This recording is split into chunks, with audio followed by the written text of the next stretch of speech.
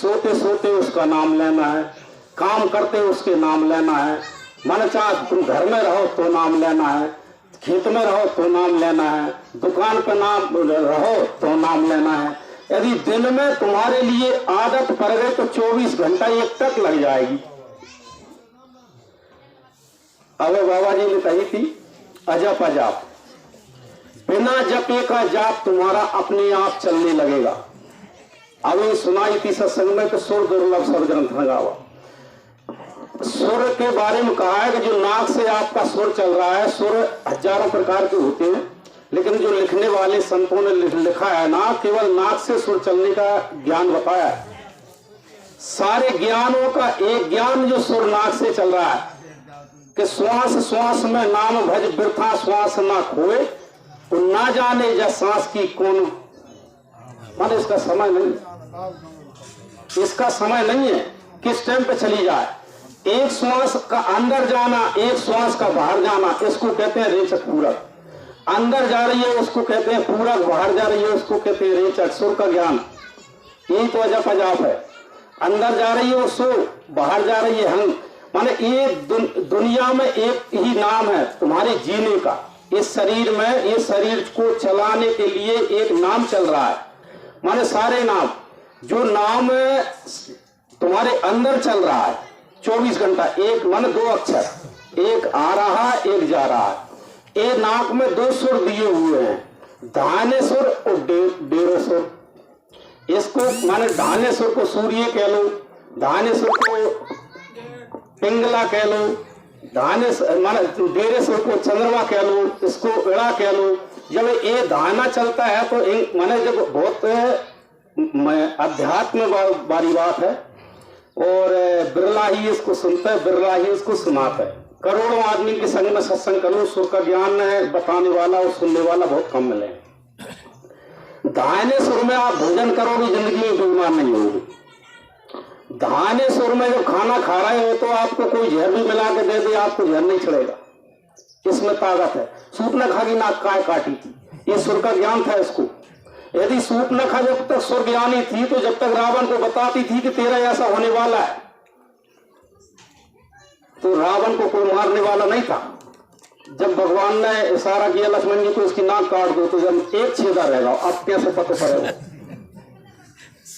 वो बताती थी कि इस समय तुमको जाना है युद्ध में, और इस समय तुमको भला होना है, इस समय तुम्हारी हानि होने वाली है। वह पूरा का पूरा बताती है। सुर का ज्ञान आज भी हमको 24 घंटा बताता है। यदि आप खाना खावे बैठे, डेढ़ो सुर चलन लगो को मानो खाना में गड़बड़ी है, खाना नहीं खाना है। हमारे एक शुरुआत कर रहे हैं जहां से, सुबह उठो तो डेढ़ो सुर चले, तो मान लो कि आज अच्छे दिन चलेगा। सुबह दिन निकलते समय यदि डेढ़ो सुर चल रहे हो तो दिन भर तुम्हारा अच्छा ही अच्छा होगा, और दोपहर 12 बजे यदि डेढ़ो सुर चल रहा हो तो तुम्हारा अच्छा ही अच्छा होगा। सुबह से धाना सुर चल रहा हो, कोशिश में कोई चिक्कत होगी, घरवाली से हो जाए, बच्चे से हो जाए, रिश्तेदार से हो जाए, गांव में हो जाए, विवाद खड़ो हो जाए, तो ये सुर माने तुम्हारे अंदर ये सुर के अंग ये लगाना चाहिए तो ईश्वर तुम्हारे लिए संग में है।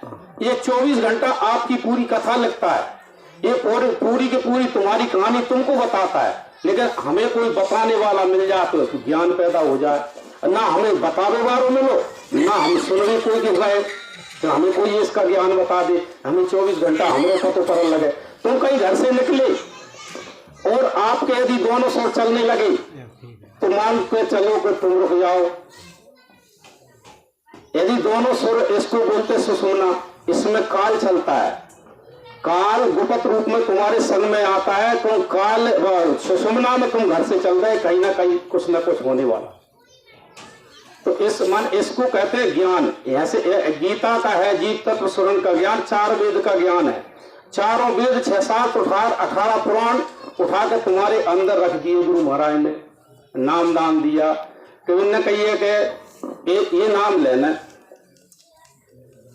तो उसका नाम लेते रहो, ये संगाति मिलेगा। उनने कहिए कि प्रभु, जय गुरुदेव नाम प्रभु का, अब उसको काल भगवान बोल लो, इसको काल निरंजन बोल लो, उसको अपनी अपनी भाषा में कछु कहो, ईश्वर कहो। ईश्वर कौन से कहते हैं? इनके 3 पुत्र हैं, ब्रह्मा विष्णु महेश। ब्रह्मा विष्णु महेश से नीचे की कथा दुनिया जानता है, और इनकी माता है याद शक्ति। याद शक्ति के पति को कहते हैं ईश्वर। और ये 3 लोक के मालिक हैं। ये 3 लोक कोई ने सुने ना हो तो हम सत्संग में बैठ के सुना रहे हैं कि अंडलोक, पिंडलोक, ब्रह्मांड लोक। ये 3 लोक, ये तीनों लोक में सारी दुनिया बसी हुई है। अंड, पिंड, ब्रह्मांड, इनको कहते हैं 3 लोक। तो ये 3 लोक के मालिक ईश्वर बैठे हुए हैं।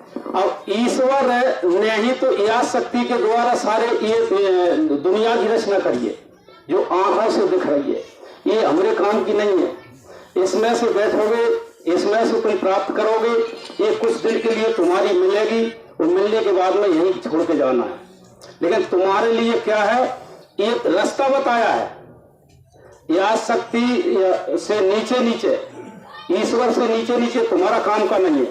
लेकिन ईश्वर का जब भजन करोगे ना, ईश्वर का नाम लोगे, ईश्वर के रूप को याद करोगे, ईश्वर की आवाज को आप सुनोगे, तो ये तुम्हारे ऊपर खुश हो जाएंगे। उस मोह से निकलने के लिए रास्ता दे दिया जाएगा। अब तुम आगे पहुंचोगे, इनसे बड़े धनी बैठे हैं।